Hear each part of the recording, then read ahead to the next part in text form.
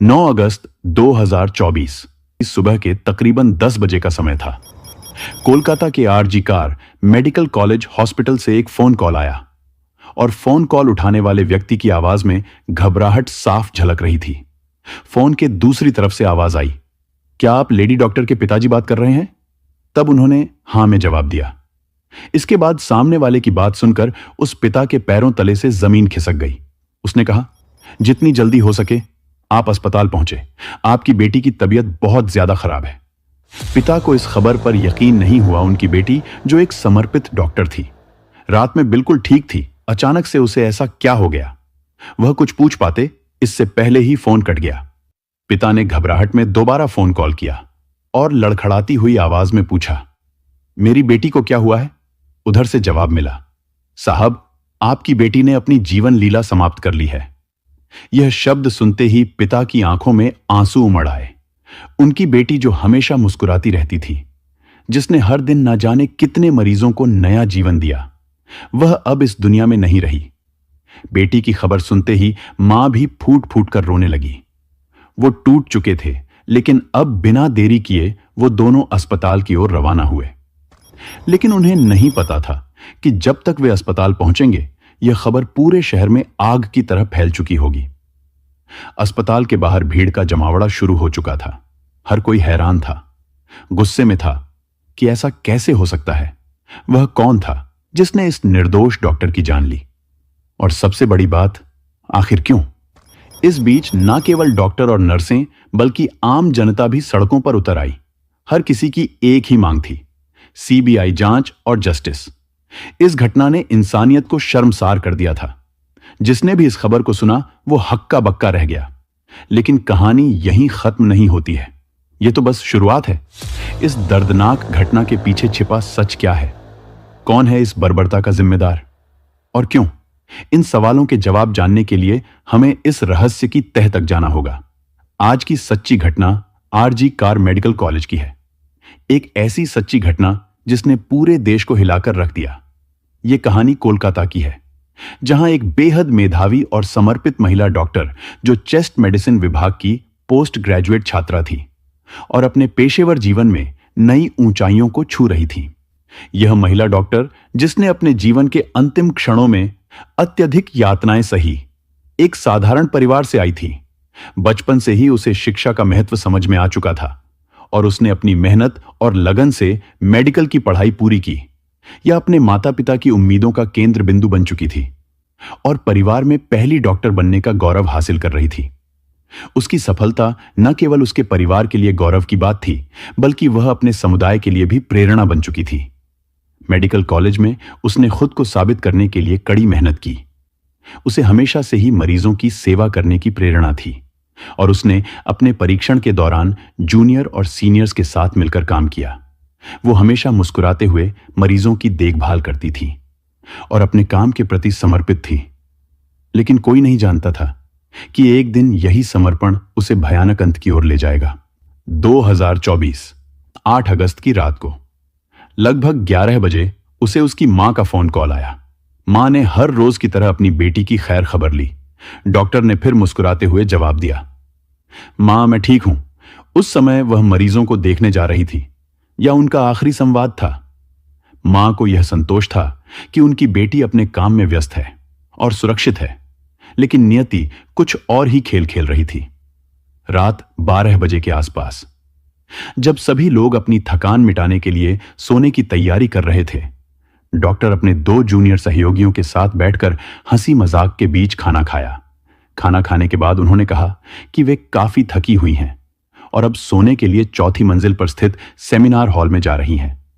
किसी ने सोचा भी नहीं था कि वह आखिरी बार होगा जब वह किसी के साथ मुस्कुराते हुए देखी गई। 9 अगस्त की सुबह, जब उसके पिता को वो भयानक और फोन कॉल आया, तो उन्होंने इस बात की जानकारी अपनी पत्नी को दी और दोनों ही घबराए हुए अस्पताल की ओर भागे। और जब वे अस्पताल पहुंचे तो वहां का दृश्य किसी नाइटमेयर से कम नहीं था। अस्पताल के गलियारों में अफरा तफरी का माहौल था। डॉक्टर का शरीर अर्धनग्न अवस्था में खून से लथपथ और जख्मों से भरा पड़ा था। डॉक्टर के शरीर पर जगह जगह चोट के निशान पाए गए और उनकी गर्दन की हड्डी टूटी हुई थी। आंखों, मुंह और निजी अंगों से खून बह रहा था।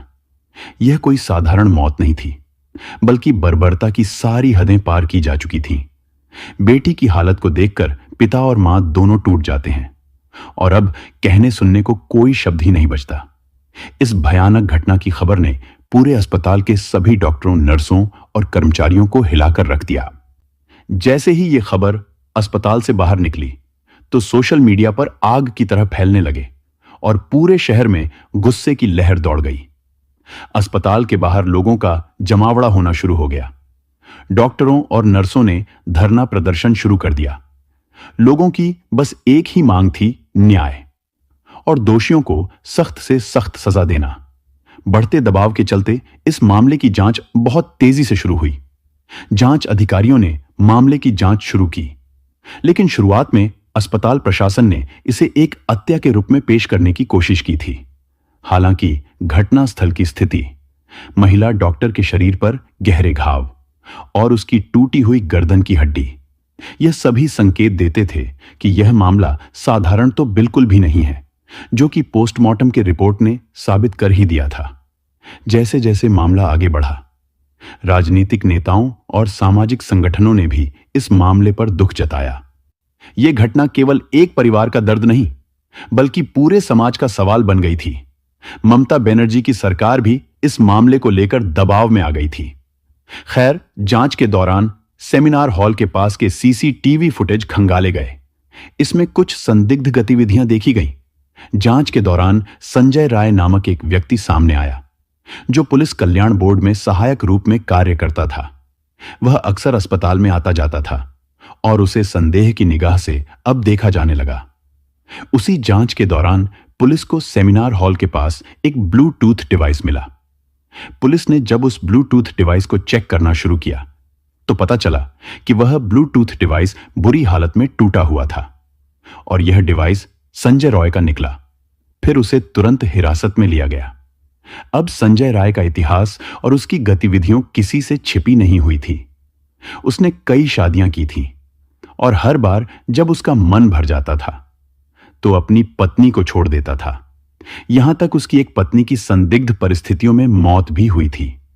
लेकिन उस समय किसी ने इसकी शिकायत नहीं की थी और वो खुद को एक पुलिस वाला बताता था। जांच के दौरान पुलिस को कई चुनौतियों का सामना करना पड़ा। संजय राय की गिरफ्तारी के बाद उसने पहले तो किसी भी अपराध को स्वीकार नहीं किया, लेकिन बाद में जब उसे कड़ी पूछताछ का सामना करना पड़ा तो उसने अपने अपराधों को कबूल कर लिया। 8 अगस्त की रात संजय राय ने शराब के नशे में धुत होकर उस महिला डॉक्टर पर हमला किया। उसने पहले उसे बुरी तरीके से मारा, फिर उसके साथ दुष्कर्म किया और अंत में उसके जीवन लीला समाप्त कर दी।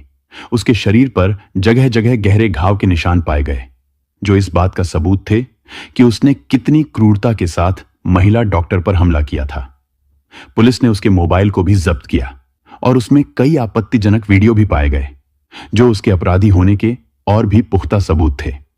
फिर पुलिस ने संजय रॉय के खिलाफ भारतीय न्याय संहिता की धारा 64 और धारा 103 के तहत मामला दर्ज किया और अदालत में उसे पेश किया, जहां पर उसे 23 अगस्त तक पुलिस रिमांड में रखे जाने की मंजूरी मिली। बाकी अभी यह मामला चल ही रहा है, तो हो सकता है कि उसमें अभी और भी नए खुलासे हो जाएं। इस घटना ने हमें यह सोचने पर मजबूर कर दिया है कि हमारा समाज किस दिशा में जा रहा है और समाज में महिलाओं की सुरक्षा के लिए केवल कानून ही नहीं, बल्कि समाज की सोच और जागरूकता भी महत्वपूर्ण है। हमें यह समझना होगा कि महिलाओं की सुरक्षा के लिए केवल एक कानूनी मुद्दा नहीं है, बल्कि एक सामाजिक मुद्दा भी है, जो हमें बचपन से ही छोटे बच्चों को सिखाना होगा कि नारी शक्ति ही जीवन है। तो दोस्तों, इस घटना को सुनाने का उद्देश्य किसी का दिल दुखाना नहीं है, किसी को परेशान करना नहीं, बल्कि आपको जागरूक करना और आपको सचेत करना है।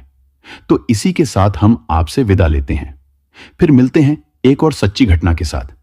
तब तक के लिए सावधान रहें, सुरक्षित रहें।